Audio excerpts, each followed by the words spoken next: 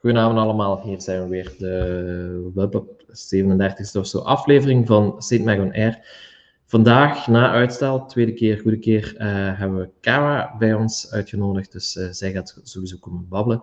Jullie zullen wel ongetwijfeld ook gemerkt hebben dat ik er vorige week niet was. Voor de tweede keer op reis er iets misgegaan met de afspraak. Deze keer was het ook wel een beetje mijn schuld. Dus, maar die aflevering wordt nog ingehaald in het voorjaar. Dus, maar voor vanavond gaat het sowieso over Springbank Distillery gaan.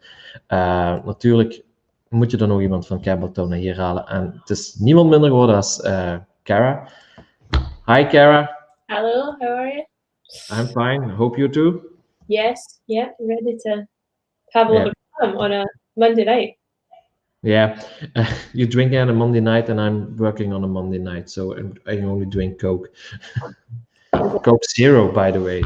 Oh, that's much better. Very healthy, very healthy. Yeah. So, Cara, it's a funny year for you, for everybody in the scene, but you're fairly new. You're about Springbank, if I'm right, 2 years?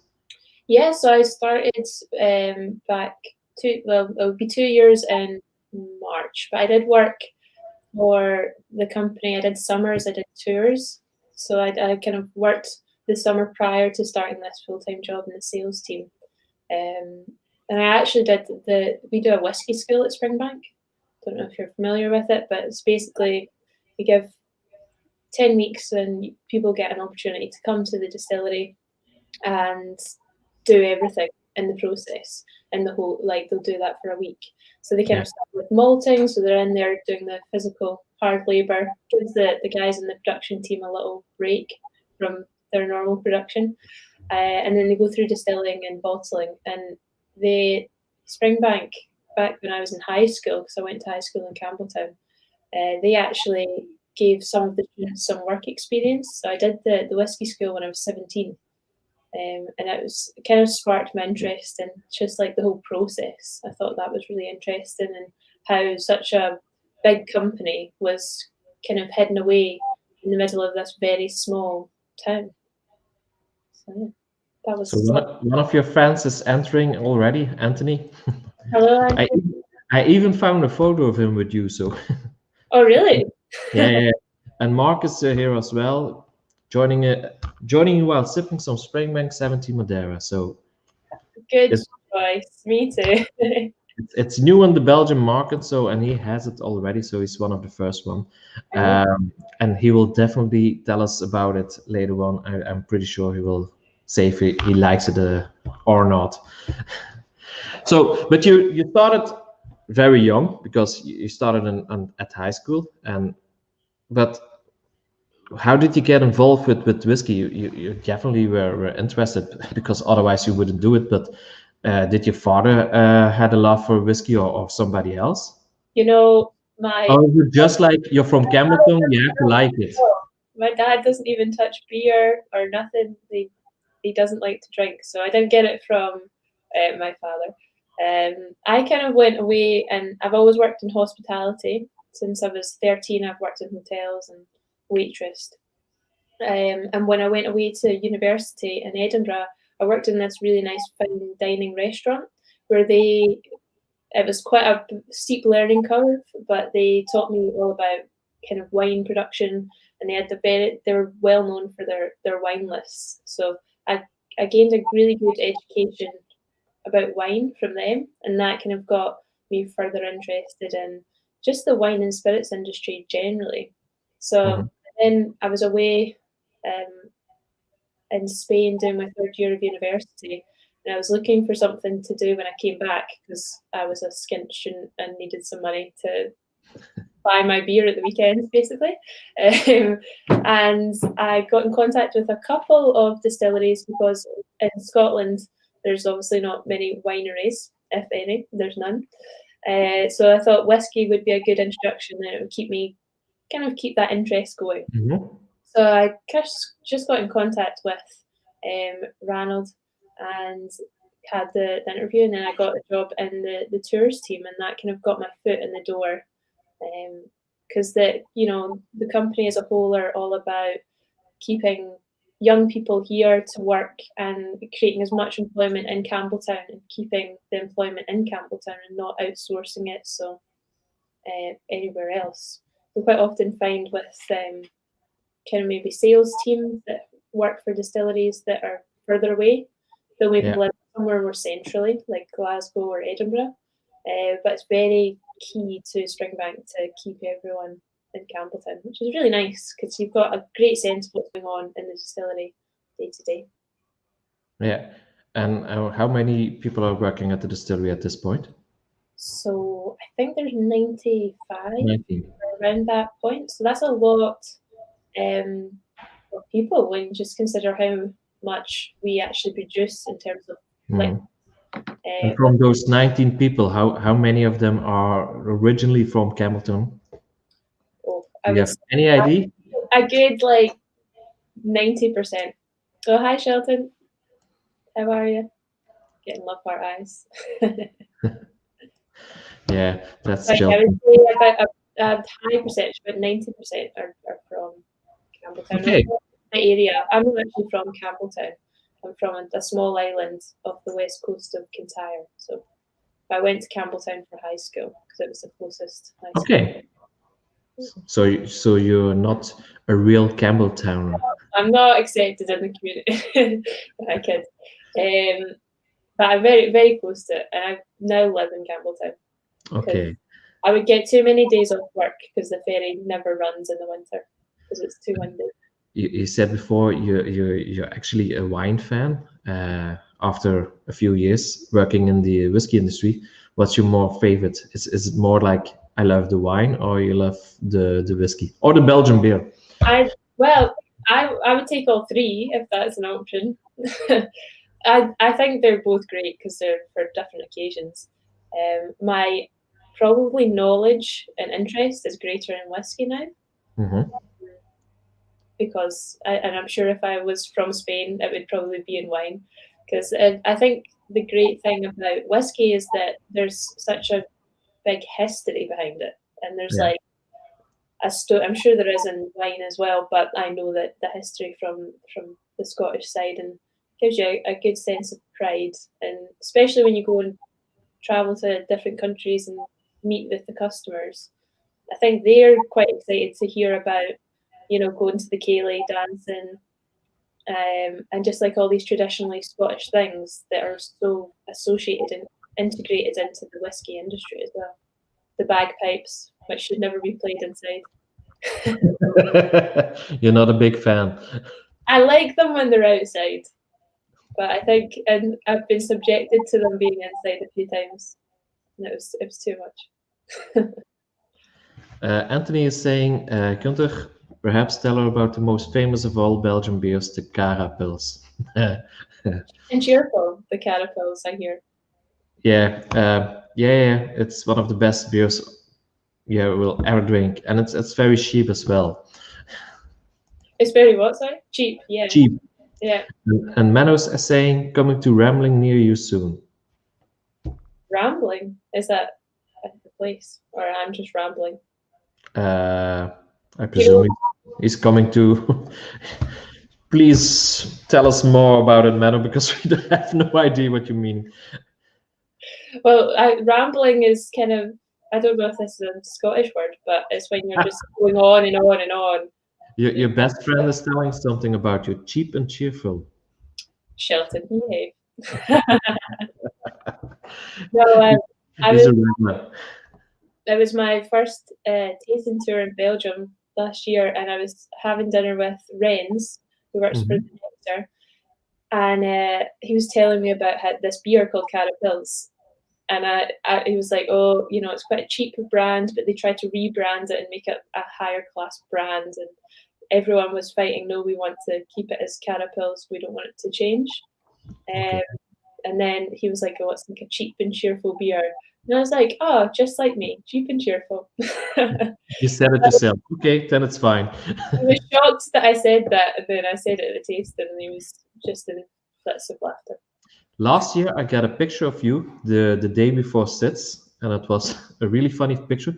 And actually, I'm I'm a bit sad because I removed them a while ago because my cell phone was a bit full. Because you were laying down on the floor with Chilton.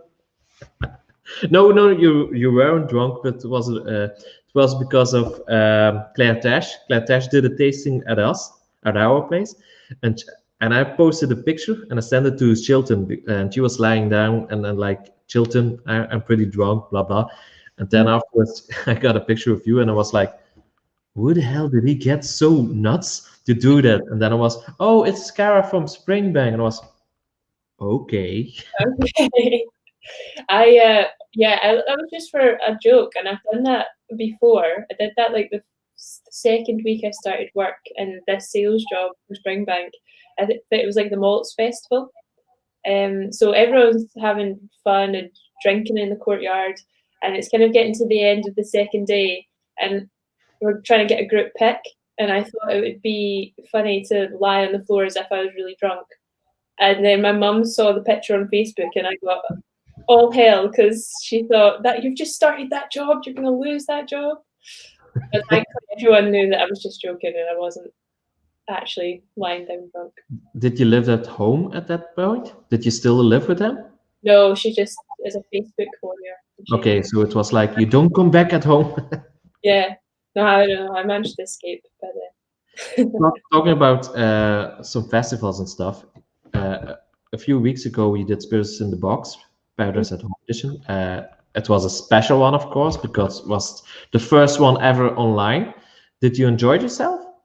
It was really good. So it was myself and David Allen. And I think it's for all this kind of online tastings that we're trying to get used to, it's a learning experience each time. Just small things like don't make too much noise, like clinking glasses that annoys the mic. But it's quite good fun. It takes you a little while to get into it, so I think things warm up after Dram 3. So it's a bit different. Yeah. And getting kind of, I don't know, maybe it's better though, because I think last year at my real life sets show, someone was asleep at the back. So at least if they're asleep at the back, when you're doing a virtual one, you can't see. So you didn't have the ego, you're like, everyone's loving it. But at what time did you do your tasting last year? I think it was like 6 o'clock or 7 o'clock. So it was one of the last one of the day. So I can imagine somebody sleeping. I mean, I just found it funny, but yeah. So at least you don't have people falling asleep, which is good. So you love your job. I can say that. Yeah. Yeah. Okay. It's one good thing already. Talking about the distillery you work with, of course, Springbank.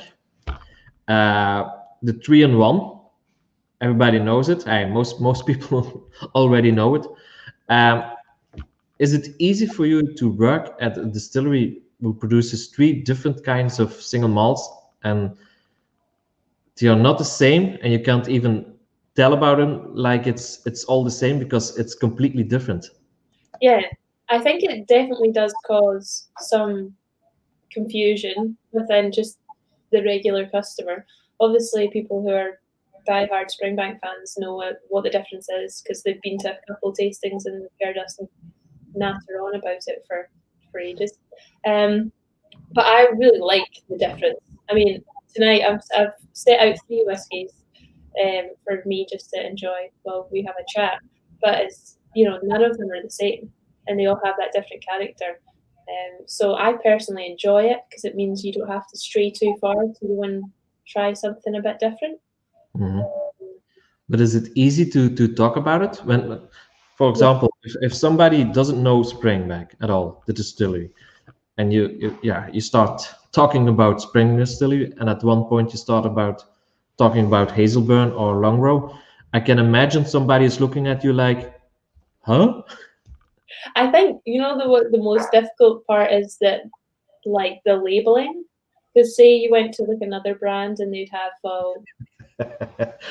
Mark wants me to clip your But if a lot of brands are reaching into well, unpeated, peated, heavily peated. So the other brands are doing it. Mhm. We put kind of different names to it, and that's maybe a little bit more unusual. Yeah. I find it. We can see here the bottles look like look at bit like the same, but they're different because even the long row and the Springbank they have some differences because everybody can see it's not the same thing. Yeah, I mean, you say they're so different, but see when you get like an older Springbank and kind of like an older long row together, in terms of peat level, they taste very similar. I know a few people who don't know who is Springbank or what they're talking about. So A lot yes, of they do exist. it can become a little bit difficult as to differentiating them as a whiskey show because you don't have that like time to go through everything. But when you're doing a tasting, you have so much time and it actually makes things your life a lot easier because you have so much to talk about. So you're not just, talking about this one process and then different cask maturations. You've got 3 different processes completely to talk about. Yeah. And then it fills up the time. So it makes my job easier, I think, sometimes. But I And guess just, more of a whiskey show. and just to make it a bit easier, oh, wrong button. You have this one as well. Yes, that one can sometimes be a little bit difficult to differentiate why are they different? Why do we have 2 different distilleries? And again, in a setting where you get an hour and a half to speak to someone, then it's easy. It's like you can kind of explain it and it's got a bit more of a story and the history behind it. But if you're at a festival and people just want to try it, you just go, try this, it's the best whiskey of your life. That easy. Yeah, it's easier to tell them that than go through it all. I wonder if paychecks are triple as well. Oh, for what? The Hazelburn. We don't get triple paychecks, unfortunately, but I would love that. Maybe we can write in some suggestions and I'll send them to the boss, see if we can get triple paychecks. Yeah. I know you have a few whiskeys with you, and this week or next week or last week, there are three more new expressions in Belgium. And first of all, we will talk a bit about the Springbank 7-year-old. It's completely new on the Belgian market. If I'm right, there are just 3,000 bottles of it available, if I'm right. I can't remember how many bottles off the top of my head. It's very limited production. We normally do about 9,000 bottles. Hold on, I might say in the back. 9,200. No, okay. I've completely wrong. But this is just been released in the UK as well. So Belgium are pretty up to speed with getting this and having it ready to sell. So that's good. We want to see that we want to see it going out in the UK and Europe at the same time. That's our ideal. This is probably my favourite whiskey we've released this year, the Springbank 17 year. Yeah, tried it like a year before it was, probably a year and a half now, but before it was due to be released. And I was just like, this is amazing. It's Mark was kind enough to tell us something about it, and it's quite a lot. Spring 70-year-old, a mix of bourbon and rum cask with a finish of 3 years on Madeira cask. Interesting, delicious nose. The Springbank DNA is undeniable, but joined by, don't laugh, pancakes and maple syrup.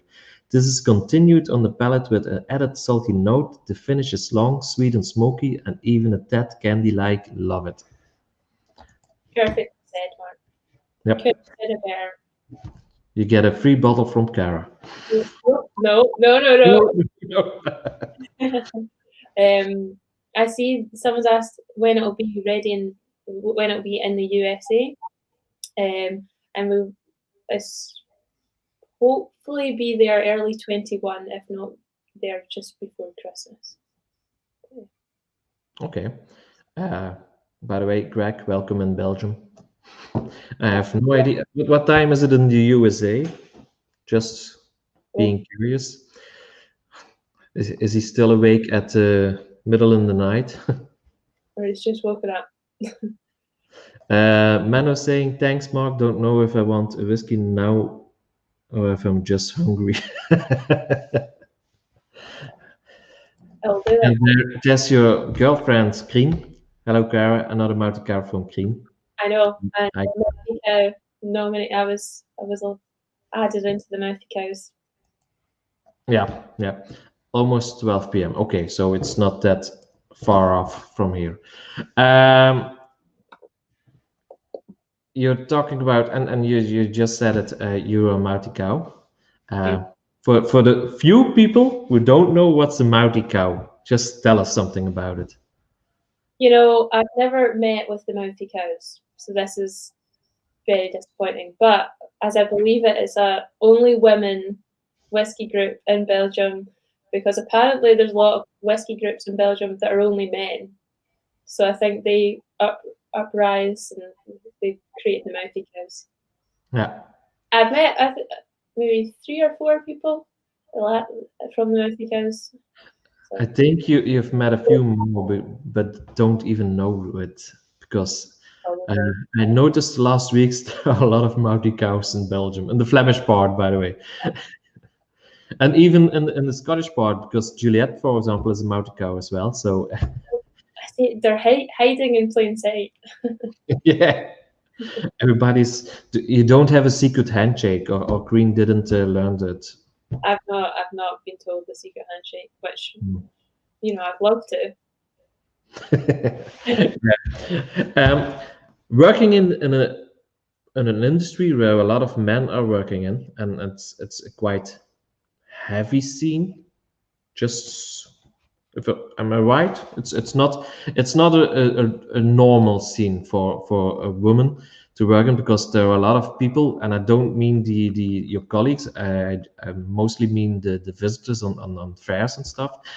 When they have a few drinks or a few more, I can imagine they are not always as nice as they should be. Or maybe too friendly. That's a good one. I would say you're right in the sense of it's not an industry that's dominated by men. I would say that there's just as much men and women working in the industry, but the clientele is definitely still in certain countries a little bit more male orientated. But honestly, I've not had many negative experiences, and if they have been a little bit negative, they haven't been overly nothing that they can't handle. I think you have to be willing to deal with a drunk person, whether that's a male or female. Yeah. They still can be drunk and be a little bit. Yeah, but I can imagine we worked in a restaurant before. It helps. Yeah, and generally everyone's just kind and just wants to talk about the whiskey and enjoy a good night and have a good laugh together. So overall, it's been only good experiences. And then there's the after party. That's where it's at. That's where all the fun happens. And you can also see women acting inappropriately to men in the industry as well. I've seen it happen before. So it happens both ways. Okay, but you quite enjoy your job at this point. Yeah, no, I think it's so fun to go out and you know, talk about your passion and be with people who are also passionate about that and learn off of them, and get to try great whiskies all the time. I feel like, and see these different countries, and I mean, not at the moment, but it's a great job. And then you also get to have like some sort of stable life back here in Campbeltown, and it's quite grounded. So it's kind of the best of both worlds. Yeah, you told me before the show you're living with your boyfriend or husband, I don't know. Is he working in the industry as well? No. No. That would just be borderline alcoholics. He doesn't drink too much either. I think I need to surround myself with people who don't drink too much. Yeah. Or I'll just be drinking all the time. But is it easy to have a job when you have to travel a lot and your partner doesn't have to do that? Yeah, definitely.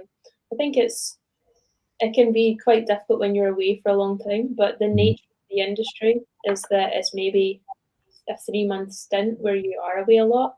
And because we ultimately arrange all of our own travel, and we, as like our own individual, can say yes or no to certain tasting tours and whiskey shows, you make your own schedule. So if you don't want to be away as much, you don't have to be away as much. And the company, like Springbank, are not forcing us to go away. No. You know, if it's going to be too much, it's, you know, that's okay. Yeah.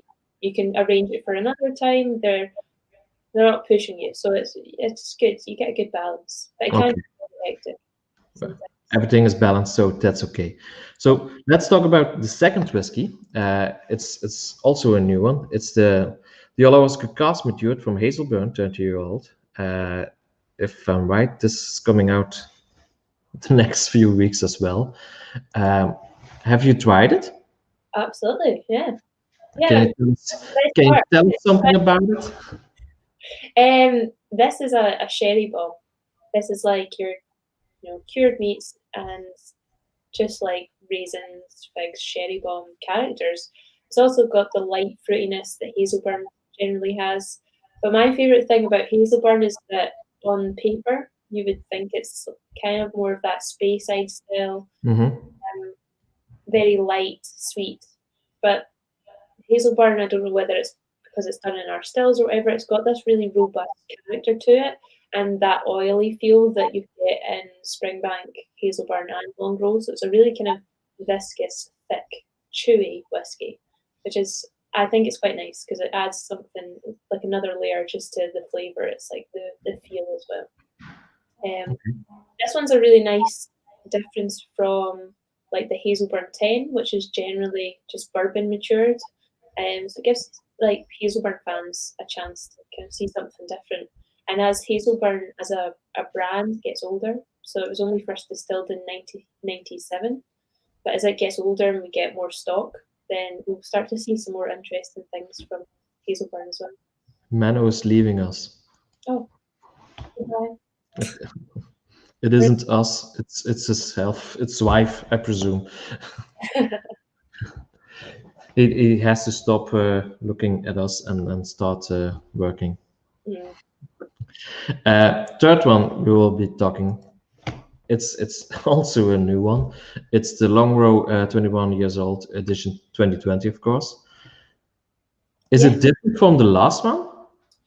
Cask maturation slightly, but the only reason there's a slight difference is because 21 years ago there was a slight difference than what we put into casks 22 years ago.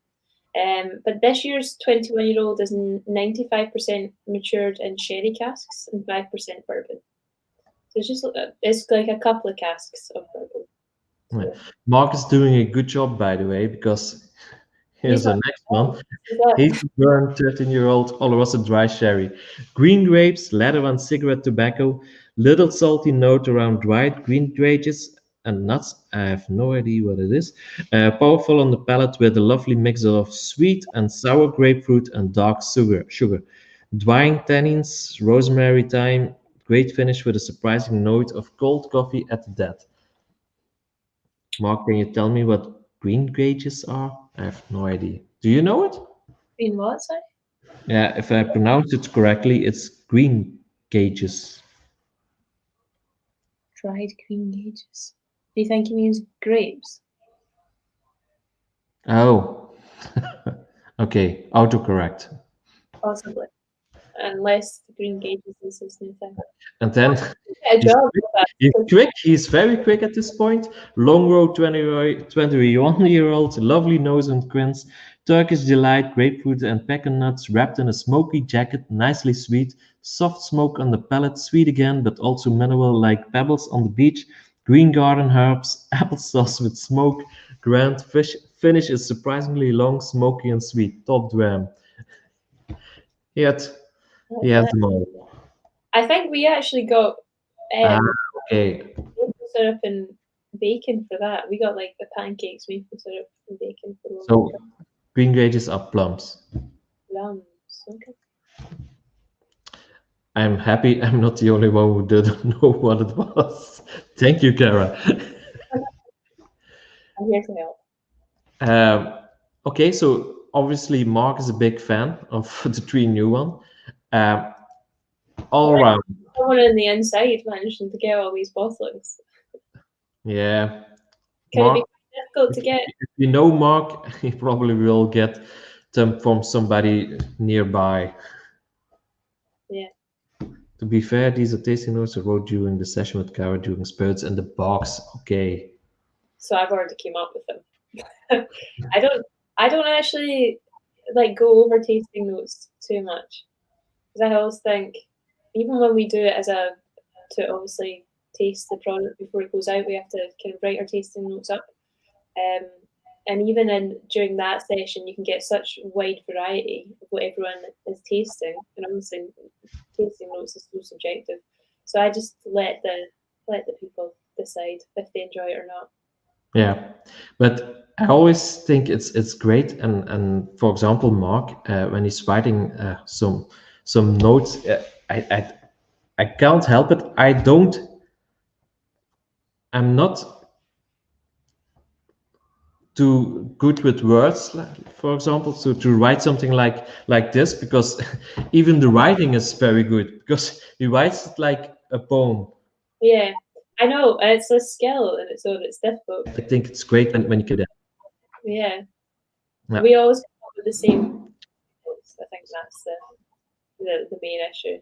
Yeah, most people can say it's good or it's not good, and in the end, that's the most important thing. But but it's always nice when somebody's saying, "Okay, I can taste this and I can taste that," and okay, mostly somebody can say, "Okay, this is right, this is right, this is right," but then there's I have no idea what he's saying, but I love it. So, Mark, you're doing a great job.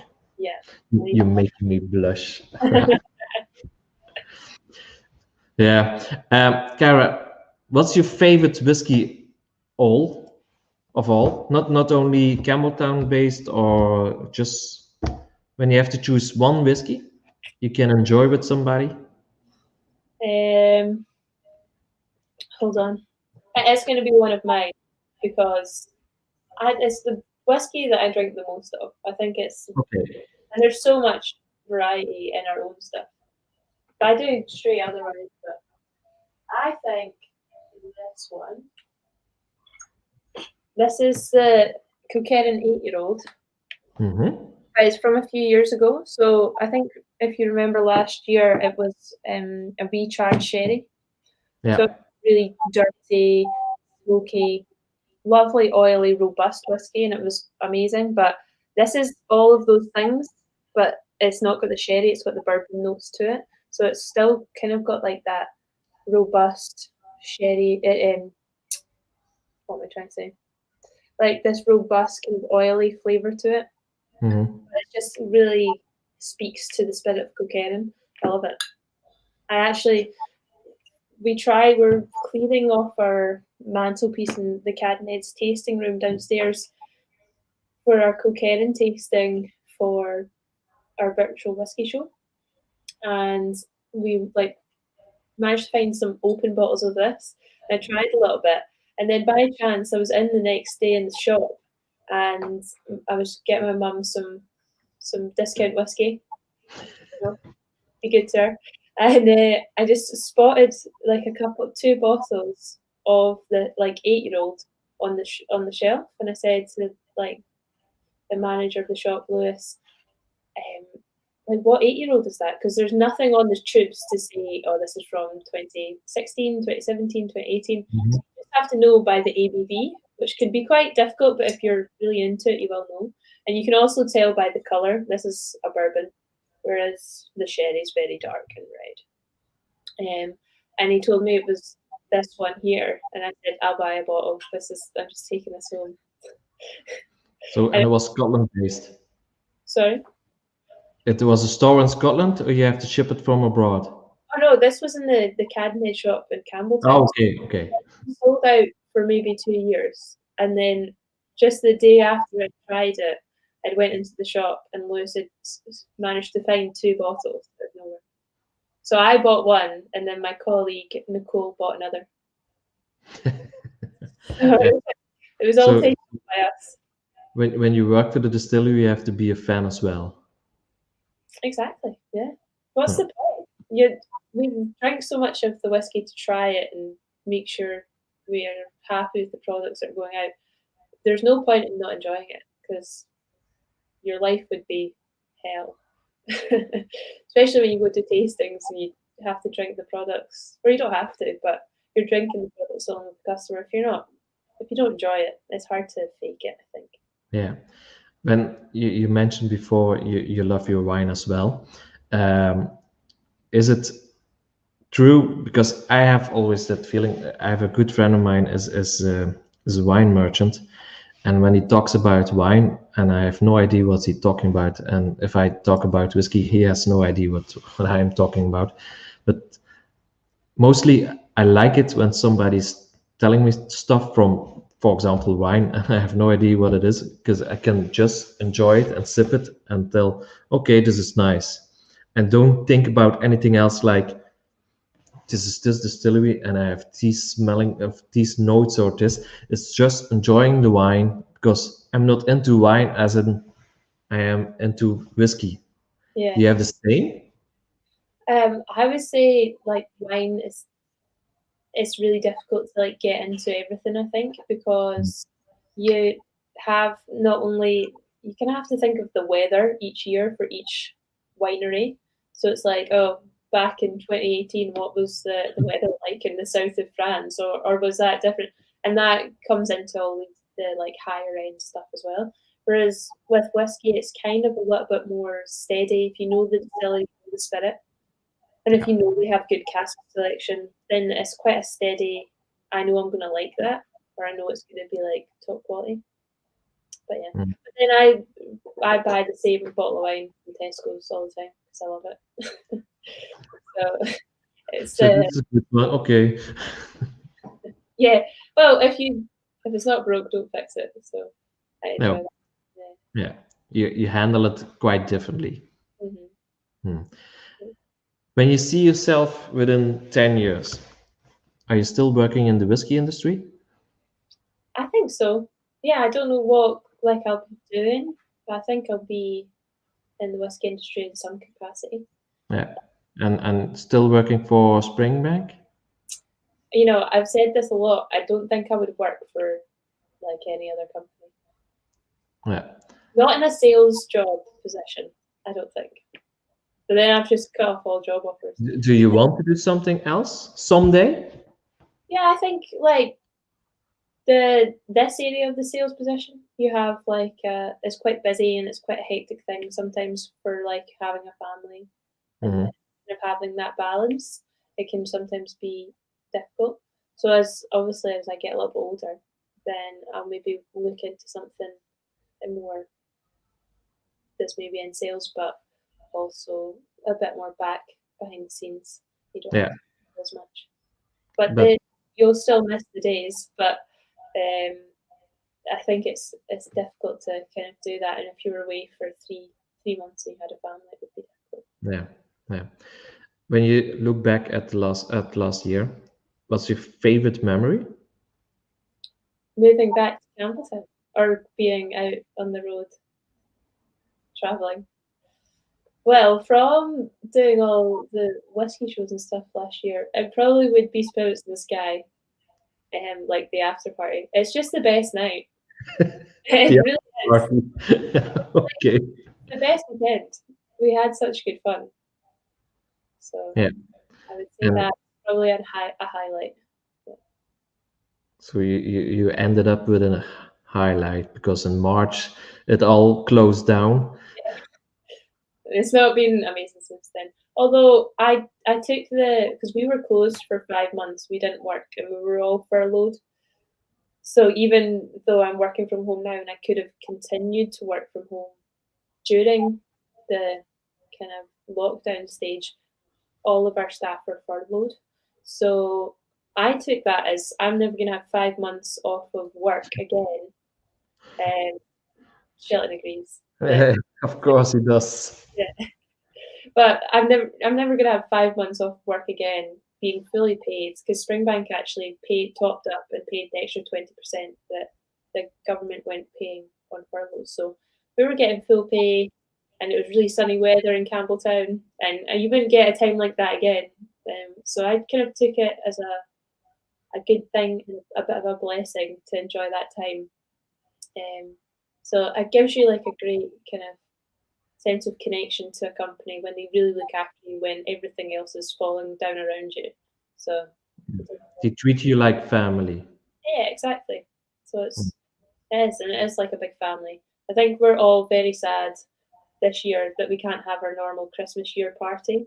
So normally last week of work, well, the last week of work is spent organising the party, so we don't really do much work. But it's such good fun. So I think we're all sad that we can't be there together to enjoy that this year. I'm sure we'll do something. We've been doing like quizzes online, so we might do something like that. Yeah, you will do something to celebrate. Yeah, exactly. Yeah. Do you have good memories on 2020? Some, even though there's a lockdown and stuff, work related, I mean. Oh, work related. I've not worked much in 2020. I had 5 months off, so Yeah. I think doing our virtual festival was really good fun. So we've obviously been working from home, but setting up for the festival, we had to put in, like, we were hand pouring all the packs. We actually had one day where we tried, me and the rest of the sales team, we tried all of the whiskies that were in each pack, which was about 20 whiskies. We just tried them all. So that was quite a funny day. I can imagine that.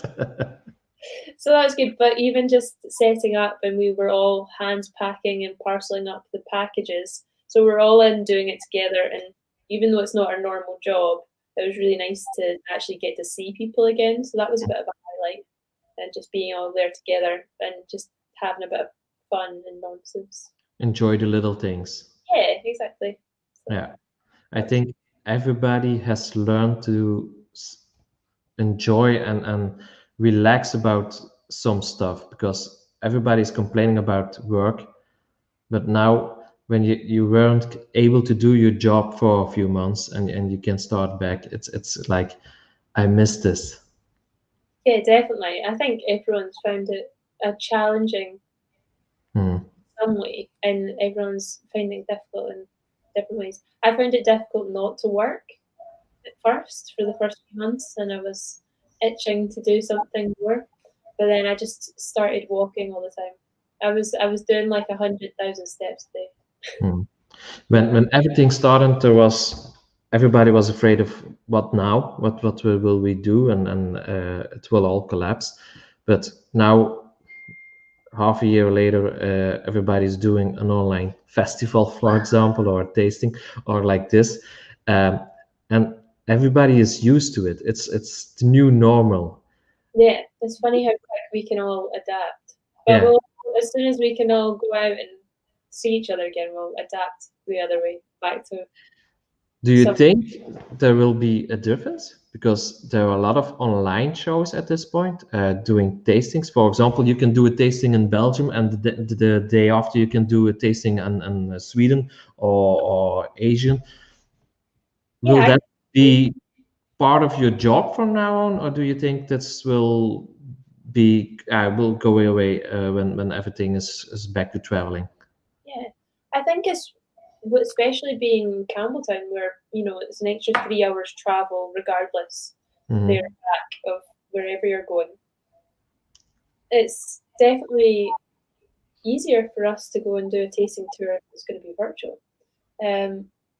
I don't think it'll ever truly replace the personal contact, but it might mean that we can do a week's tasting tour in person, but we can also do 10 different tastings throughout the year as a virtual one. So it might be more of the combination. Yeah, which I think would be great, but it comes down to whether the customers want that. Mark online tastings are here to stay, and I agree with him. Yeah. Chilton even forgot why he's on the lockdown. It was all the crimes that you committed, Chilton. Never. Yeah. Forever. But he's a big TikTok fan now, so They kept everyone's spirits high. I think all his videos, they were so fun. yeah.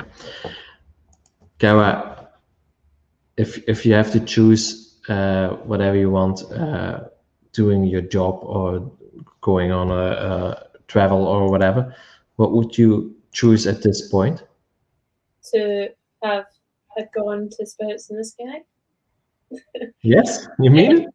That sounds like I'm just buttering you guys up, but genuinely, it would have been to actually physically go to Spirits in the Sky. That would have been. I'm pretty sure when Rance of Mario sees this, he will say, "Yes, Cara, come back." No, it's genuinely such a great festival, and everyone that helps organise it is so great and really helpful. Okay. And they know how to party, which is the main thing, you know. That's what I'm there for. Yeah, I work for Campbeltown and it's Springbank, and I go to Spirits in the Sky, and it's like, do you have a party? Okay, I can relate to that. I mean, have some fun. Cara, thank you very much for joining us this evening. It was great fun. When if somebody wants to ask a question, this is the time, because we will be seeing Cara for a while now, because 2 weeks ago you were in Belgium virtually. So I don't think are you doing some tastings in Belgium the near weeks? I don't have anything on the schedule. Not on the schedule. Okay, so maybe. Yeah, so I don't think anything for this year. Okay. I said to you, it's the second last show of the season, because next week we have Annabelle from McNein Distillery, and we have a special guest with us that broadcast, and it's Mark DeMille. You already know him. You have seen his name, so he will be joining us that episode and talking with Annabelle. So Mark, already welcome for next week. Do your homework, because I'm not doing anything. I just sitting here and ask them silly questions and have a drink because it's the last episode. So Cara, thank you very much for joining us. I know it's your night off, but I also know your boyfriend is playing Xbox at this point, so he's very happy. He's enjoying a night on the Xbox. So. So thank you very much, and I hope to see you very soon in real life, for example, Spirits in the Sky, or maybe sooner. And keep healthy, keep safe. Thank you very much, and it was nice to see everyone that was on here. I'll see you soon too, Shelton. Even Chilton. Yeah. Okay. To the people at home, stay safe, and we will see each other next week. So goodbye and thanks. Bye. Bye.